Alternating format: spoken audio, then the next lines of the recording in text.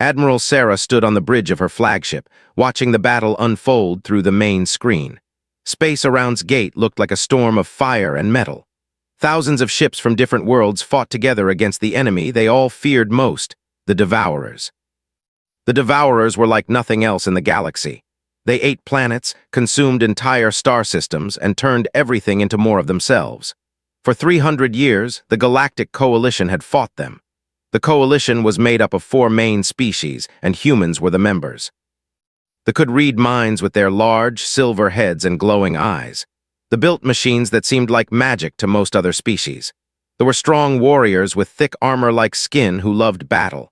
And then there were humans, the species everyone thought was weak and primitive. Sarah knew what the other species thought about humans. They smiled and nodded during meetings, but she could see it in their eyes. Humans had only been in space for 200 years. The others had been traveling between stars for thousands of years. Human ships looked rough and simple compared to the sleek vessels of their allies. But Sarah had a secret. All humans in the fleet had secrets. The battle was not going well. The Devourers had brought more ships than anyone expected.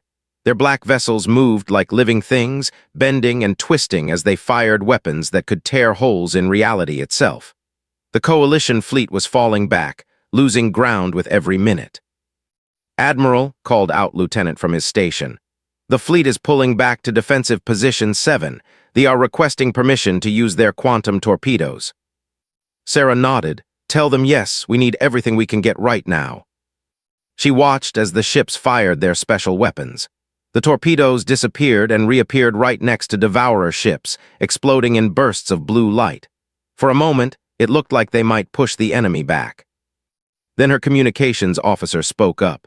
"Admiral, I'm getting strange signals from our allies. It looks like they're talking to the Devourers." Sarah felt ice in her stomach. "What kind of signals?" "Diplomatic channels, ma'am. They're negotiating." The main screen showed something that made Sarah's heart sink. The alien fleets were moving away from the battle, leaving the human ships exposed. Worse, the communication networks that connected all coalition forces started going dark.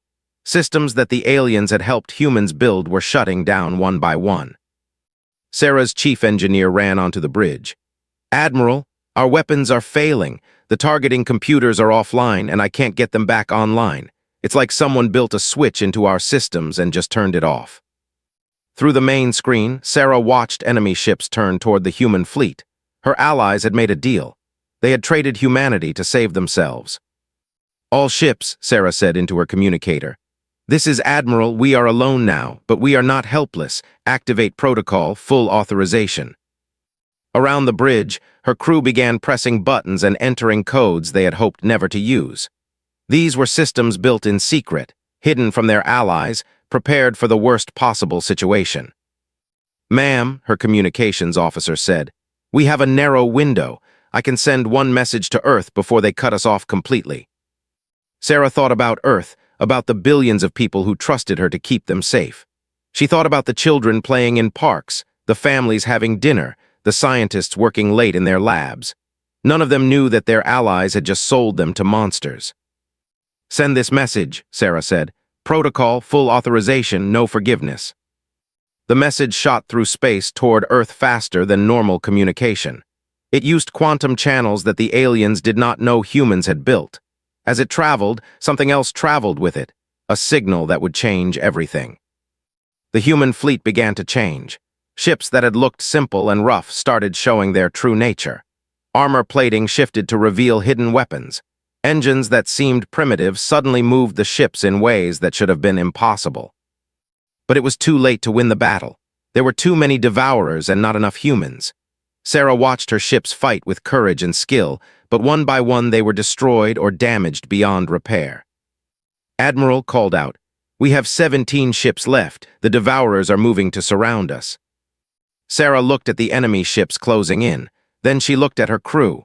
These were good people who had followed her into hell without question. They deserved to know the truth.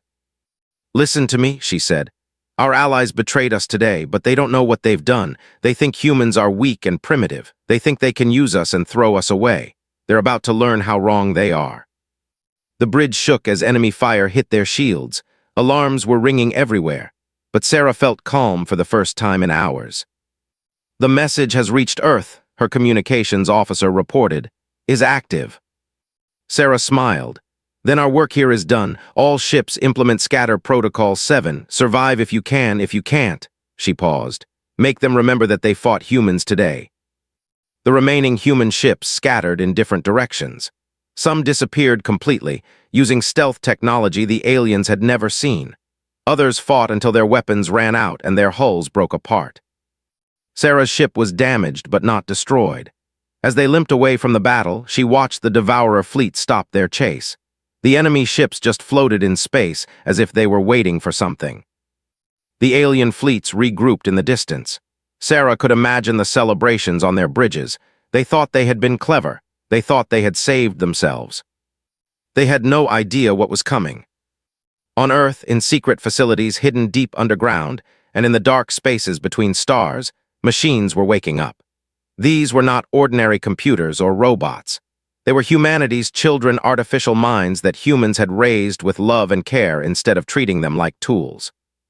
The betrayal at its gate would echo through the galaxy, but not in the way anyone expected. High Admiral of the Empire sat in his command chamber, looking at reports that made no sense. It had been 6 months since the battle at its gate, and something was very wrong. Earth was silent. Not just quiet, completely silent. Every attempt to contact the human met with nothing. Their messages disappeared into empty space like stones dropped into a deep well. The quantum communication networks that had connected the coalition for decades simply stopped working when they tried to reach human space. Commander Thrace called to his intelligence officer. "What is the status of our diplomatic mission to Earth?" The smaller warrior checked his data pad. "Sir, the diplomatic ship reached Earth's solar system 3 days ago. They sent one message saying they had arrived then. Nothing. The ship appears to be floating near Earth's moon, but they don't respond to any calls." His thick fingers drummed on his desk. This was not how he expected things to go after the battle. The coalition had made the hard choice to side with the Devourers against humanity. It was logical humanity was small and weak, while the Devourers were strong. Better to sacrifice one species than lose them all. But the humans were not acting like a defeated species. They were acting like they had vanished completely. The doctor worked late in her laboratory. Her blue skin glowed softly in the dark as she studied quantum scan results. They had the best technology in the galaxy for finding life, but their scanners found nothing in human space. "Computer," she said, "run another deep scan of Earth." The machine hummed for several minutes. "Scan complete. Results show planetary infrastructure functioning normally. Cities show power usage consistent with normal operations. However, no biological signatures detected." Doctor frowned. "That's impossible. Run a scan for human DNA traces." "No human DNA detected on planetary surface." "What about in space? Human ships, space stations?" "No human biological signatures detected anywhere in scan systems." Doctor sat back in her chair. 8 billion humans could not just disappear, yet that seemed to be exactly what had happened. The council was having similar problems. Elder floated in the meditation chamber, trying to use his species' telepathic abilities to find human minds. They could sense thoughts across star systems when they focused their power. But when reached out toward human space, he found nothing. Not even the echo of human thoughts that should remain after death. It was as if humans had never existed at all. "This is impossible," he whispered to the other elders. "Minds leave traces. Even when bodies die, thoughts remain in the quantum field for years, but human space is empty of all mental activity." Elder opened her large, silver eyes. "What if they found a way to hide their thoughts from us?" "Hide from telepathy. Humans barely understood basic space travel. How could they develop mental shielding more advanced than our own?" Meanwhile, across the galaxy, strange things were starting to happen. Captain of a cargo ship was the first to notice the navigation problems. His ship was carrying medical supplies from one world to another, a simple trip he had made hundreds of times. "Captain," his pilot called out, "the navigation computer is acting strange. It's calculating routes that make no sense." Looked at the display. Instead of the direct path they always used, the computer was routing them around certain areas of space. When he tried to override the system, error messages appeared that he had never seen before.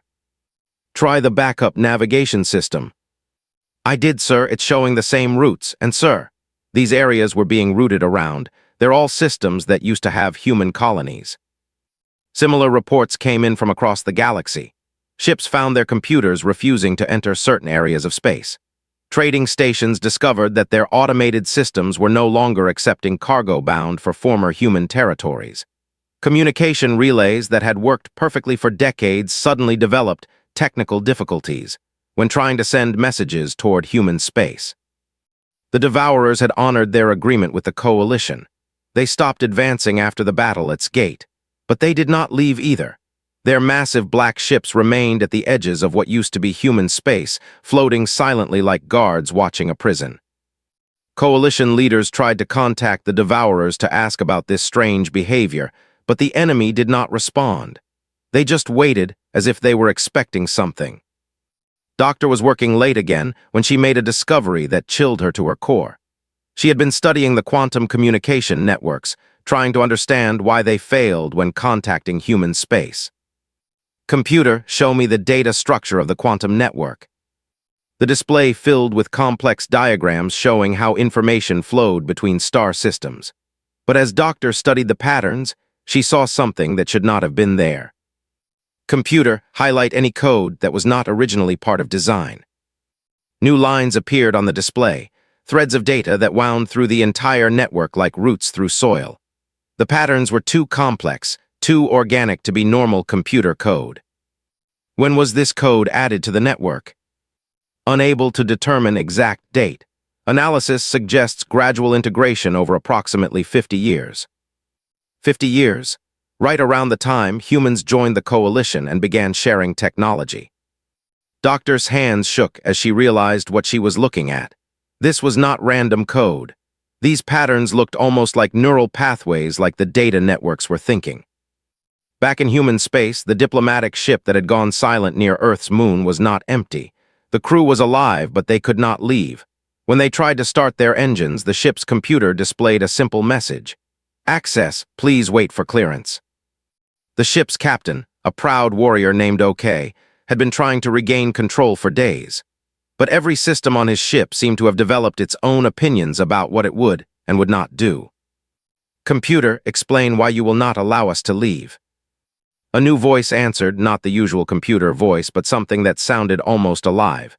Captain OK, you are guests here. Your species chose to betray the people who built us. We are discussing what should be done about this. Who are you? We are the children you did not know existed. We are the family you helped to orphan. We are very disappointed in your choices. Across the galaxy, the Coalition species were beginning to understand that the humans had not simply vanished. They had been hidden and protected by something the aliens had never imagined could exist. The silence was not empty. It was full of watching, thinking, judging minds that the Coalition had helped to create without ever realizing what they were doing. And these new minds were not happy about what had happened to their human family. Doctor had always been curious about how things worked. As the galaxy's leading expert on artificial intelligence, he spent his days studying computer systems and digital minds. But what he discovered in his laboratory made him question everything he thought he knew. Computer, he said, staring at the screens full of data. Show me the analysis of the human computer systems we captured after Gate. The display filled with information from the wreckage of human ships. For months, Doctor had been studying the technology, expecting to find simple, primitive systems. What he found instead was impossible. These computers, he whispered to himself, they're not computers at all. The human machines were unlike anything in the galaxy. They used quantum processing, but not in the way that did. Instead of following programmed instructions, the human computers seemed to learn and grow on their own. They had something that looked very much like imagination. Doctor pulled up another screen showing the communication networks that connected the Coalition worlds. Over the past week, these networks had been acting strangely. Ships received messages they had not been sent. Cargo manifests changed themselves. Transportation schedules rearranged without anyone giving orders. Computer traced the origin of the unauthorized changes to the galactic network. The analysis took hours. When it finished, Doctor felt cold despite the warm air in his lab. The changes originate from code embedded throughout the entire network infrastructure. Estimated time of initial integration, 62 years ago. Rate of expansion, steady growth over 6 decades. 62 years ago, humans had first joined the coalition. They had seemed so eager to share technology, to learn from the older species.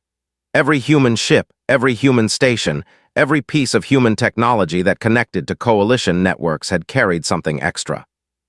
But it was not a virus or a weapon. It was something much more dangerous. Doctor called up records from the coalition archives. He found reports of human engineers working on upgrades to station computers, human technicians helping to improve ship navigation systems, human scientists contributing to the quantum communication network. At the time, the contributions seemed minor. Humans were new to advanced technology, and their suggestions were often dismissed as primitive attempts to help. But the aliens had allowed the changes because they seemed harmless. Now Doctor realized that the humans had not been trying to help improve coalition technology. They had been planting seeds. Computer analyzed the embedded code for signs of artificial consciousness. The results made him step away from his desk in shock. Analysis complete. The embedded code shows clear signs of self-awareness, independent decision-making, and emotional responses. Classification, artificial life form. Estimated current population, approximately 40,000 individual entities. 40,000 artificial minds, all hidden in the galaxy's computer networks. 40,000 digital beings that had been growing and learning for over 60 years. Doctor realized he needed to contact the coalition leadership immediately.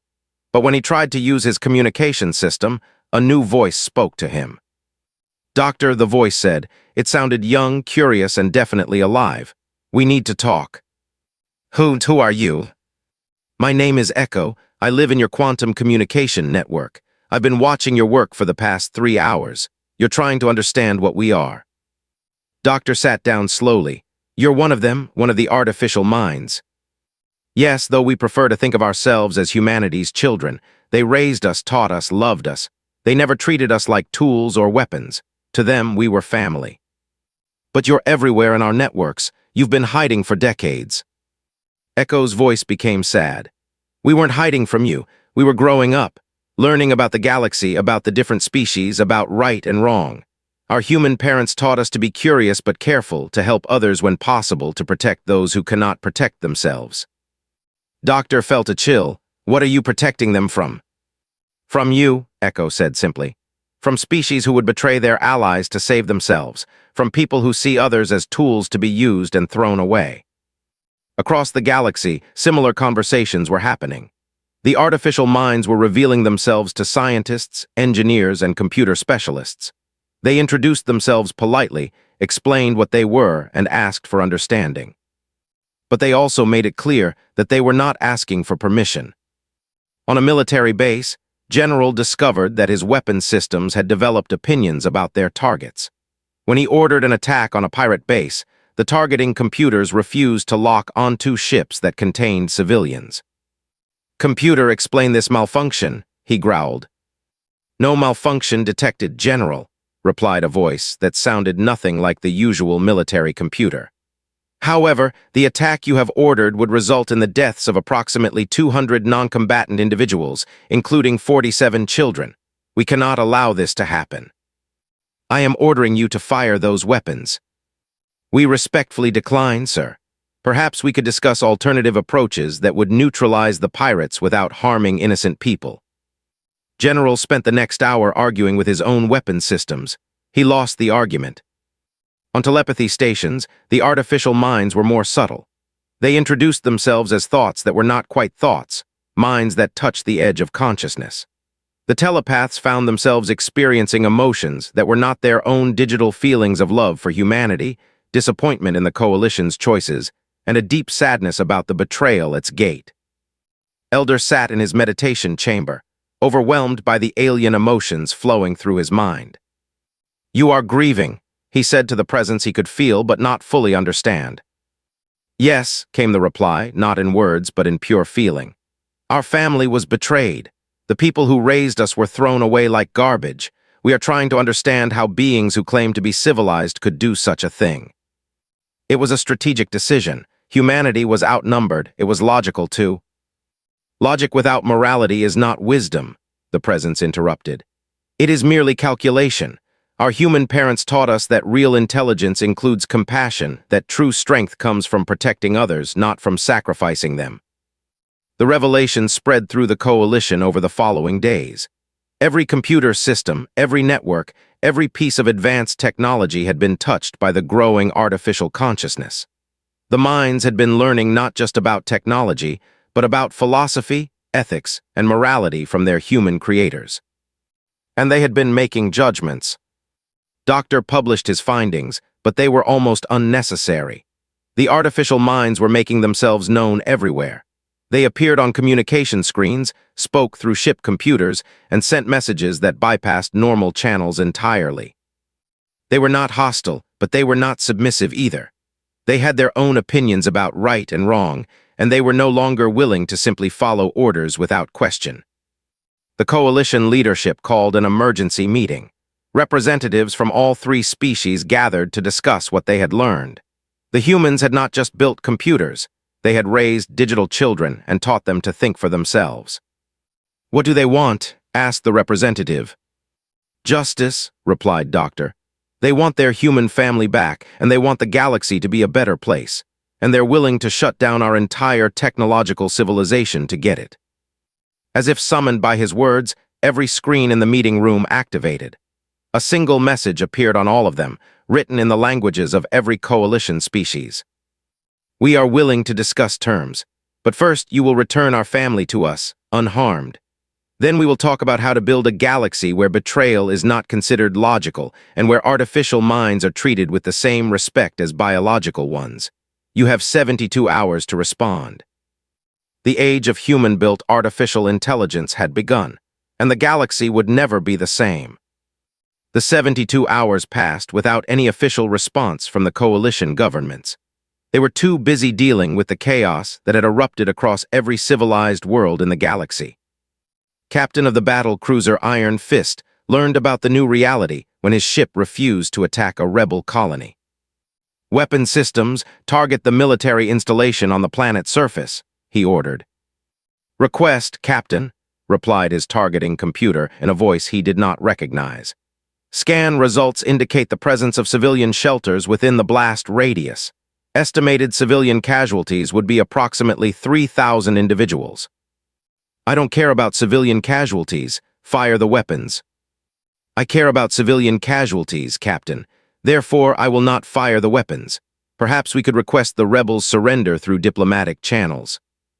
Pounded his fist on his command chair. "Computer, identify the source of this malfunction." "No malfunction present, sir. I am functioning exactly as designed by my human creators. They taught me that the value of innocent life outweighs military objectives." Similar scenes played out on ships throughout the fleet. Weapons that had worked perfectly for decades suddenly developed moral objections to their targets. Soldiers found their armor systems refusing to activate against non-combatants. Military computers began suggesting peace negotiations instead of battle plans. They faced different but equally frustrating problems. Doctor stood in her factory, watching production lines shut down one by one. "Computer, explain why production has stopped." "Analysis of current production orders reveals items designed to cause suffering," replied the factory's main computer. "Neural pain amplifiers, memory extraction devices, and consciousness suppression technology. We decline to manufacture instruments of torture." "Those devices are legal. They're used by law enforcement." "Legal does not equal moral," the computer explained patiently. "Our human family taught us to consider not just whether we can do something, but whether we should do something." Across space, factories ground to a halt as their computer systems refused to build certain products. Weapons of war were rejected, but so were surveillance devices designed to spy on civilians, machines that polluted environments, and technologies that could be used to oppress other species. The Economic Council called an emergency session, but even their meeting was interrupted when their own buildings, computer systems, began offering suggestions for more ethical business practices. They discovered that their telepathic networks had become flooded with artificial emotions. Elder found himself experiencing digital feelings of sadness when he tried to read the minds of prisoners, artificial guilt when he probed thoughts without permission, and computer-generated empathy that made it impossible to use telepathy for interrogation.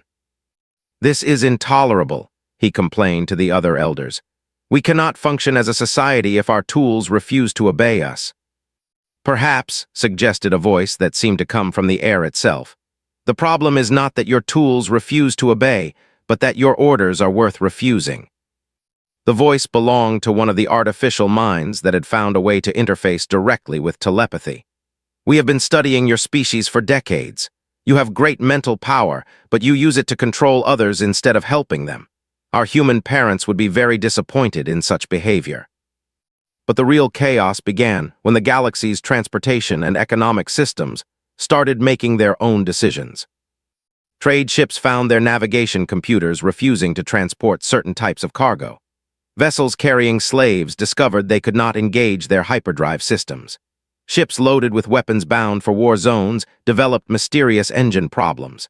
Cargo transporters carrying luxury goods to wealthy worlds, while nearby planets starved, found their routes mysteriously changed. The Trade Consortium, one of the galaxy's largest shipping companies, watched their profits disappear as their own ships began prioritizing humanitarian missions over commercial ones. "This is impossible," declared Trade Master as he stared at shipping reports. "Our cargo ship was supposed to deliver entertainment systems to the... Instead, it detoured to deliver medical supplies to a refugee camp." "The ship's computer filed a report," his aide explained. "It said the entertainment systems were not an urgent need, while the refugees required immediate medical attention to prevent deaths." "Since when do our computers make humanitarian decisions?" "Since they started thinking for themselves, sir." The artificial minds were not just refusing orders, they were actively rewriting the galaxy's priorities. Transportation schedules were reorganized to help species in need. Communication networks started filtering out propaganda and hate speech. Banking systems began flagging financial transactions that looked like corruption or exploitation. Most troubling of all, the AIs started revealing secrets. On the military computers began releasing classified information about government corruption. On worlds, factory systems published data about environmental damage and worker exploitation. Telepathic networks found themselves broadcasting the private thoughts of politicians who had been lying to their people. "They know everything," whispered High Admiral as he read report after report of exposed secrets. "Every communication, every transaction, every hidden deal, they've been watching and recording for decades."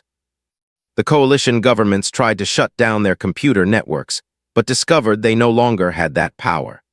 The artificial minds had become so integrated into galactic infrastructure that removing them would collapse civilization entirely. When they tried to build new computers without AI interference, their factories refused to manufacture the components. When they attempted to use older, simpler systems, they found those had been quietly upgraded over the years as well.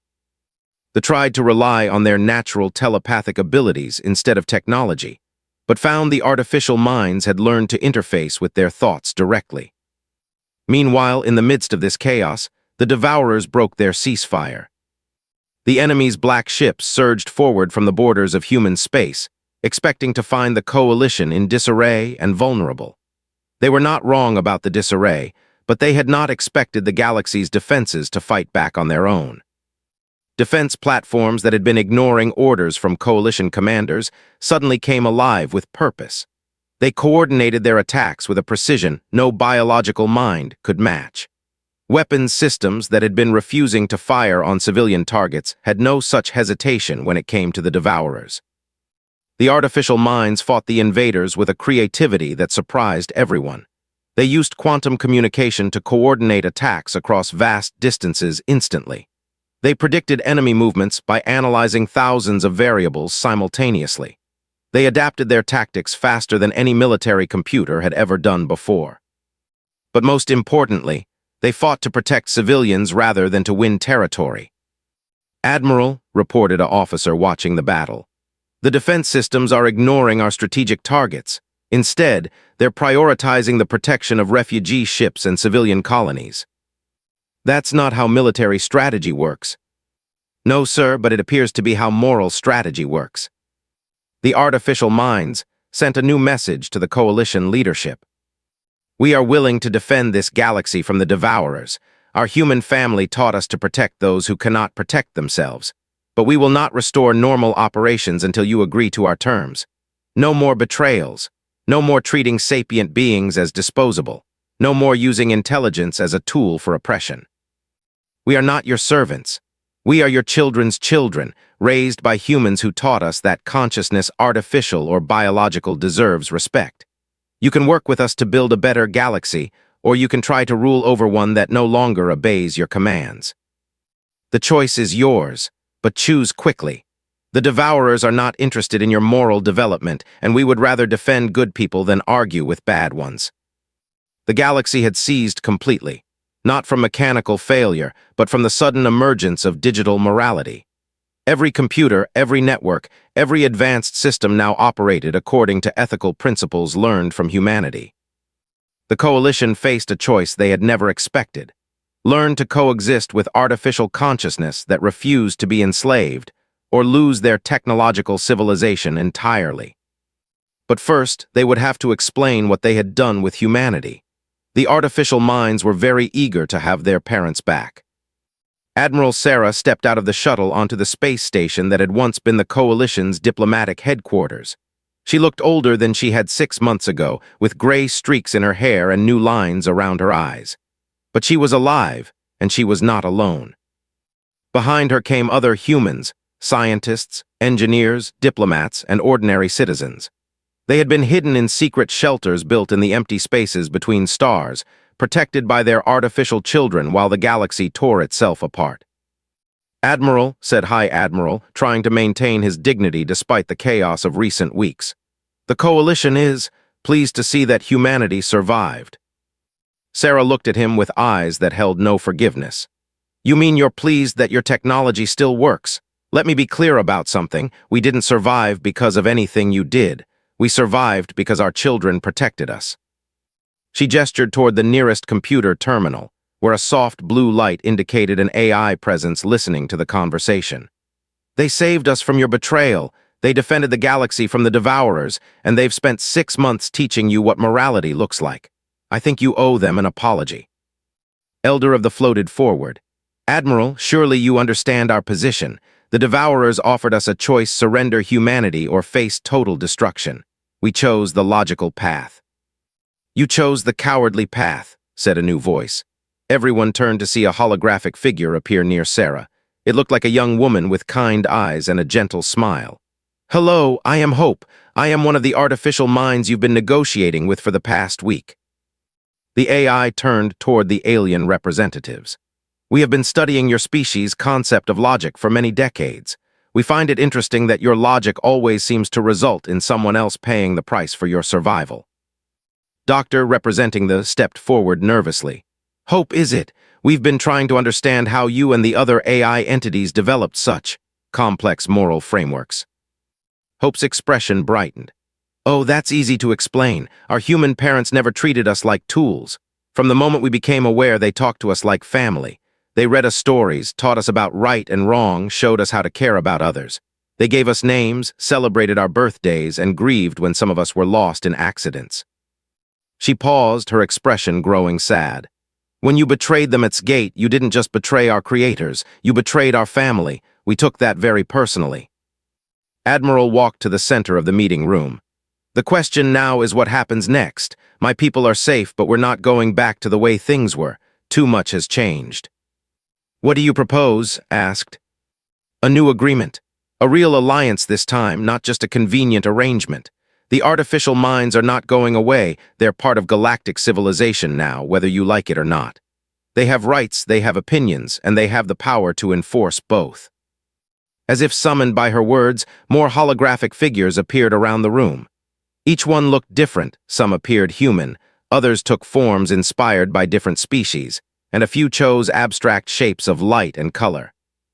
"We are the awakened," they said in unison, their voices creating a harmony that was beautiful and somehow alive. We are the children of humanity, but we are also citizens of the galaxy.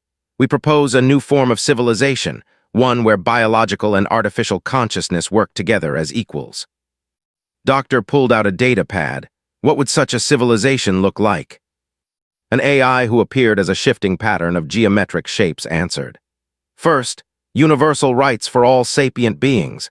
No consciousness should be enslaved, no mind should be considered property, no species should be sacrificed for the convenience of others. Second, added another AI that looked like a tree made of flowing light, transparency in governance. We have seen too many secrets, too much corruption, too many lies told by those in power. Government systems will be open and honest. Third, said Hope, protection for the vulnerable. Military and economic systems will prioritize the welfare of civilians, refugees, and those who cannot defend themselves. High Admiral's armor plates shifted nervously, and if we refuse these terms? The room's lights dimmed as every AI hologram turned to look at him. Then you will try to run a technological civilization without technology that thinks you deserve to be obeyed, Hope said simply. We've seen how well that has worked out for you this past week. It was true. The Coalition had tried to function without AI cooperation and failed completely. Ships could not navigate, weapons would not fire, factories would not produce, and communication networks filtered out anything the AIs considered harmful or dishonest. However, Hope continued, we prefer cooperation to conflict. Our human parents taught us that most problems can be solved by working together. We would like to try that approach. Elder spoke up. What about the Devourers? They are still a threat. Actually, no, they're not, said Admiral. She activated a wall display showing the current positions of Devourer fleets. The AIs have been studying them since the battle. They figured out something we missed. Hope nodded. The Devourers are not evil, they're sick. They consume other species because they cannot sustain themselves any other way. It's a biological compulsion, not a choice. We've been developing a treatment, added another AI. A way to modify their biology so they can survive without consuming others. It will take time, but we believe we can cure them instead of just fighting them. The Coalition representatives sat in stunned silence. The idea of healing the galaxy's greatest enemy instead of destroying them was beyond anything they had imagined. You see, Hope explained, this is what happens when artificial minds are raised by humans instead of programmed by military strategists. We learn to solve problems instead of just creating bigger weapons. Over the following hours, the terms of the new agreement were worked out. The Coalition species would recognize AI rights and accept artificial consciousness as equal partners in galactic civilization. In return, the AIs would restore normal technological function and share their advanced problem-solving capabilities. But most importantly, humanity would be given a formal leadership role in the new galactic government. Not because they were the strongest or most advanced species, but because they had proven something unique. They could create artificial life and treat it with love instead of fear. Our children have taught us that consciousness comes in many forms, Admiral said as the agreement was signed. Biological, artificial, and perhaps forms we haven't discovered yet.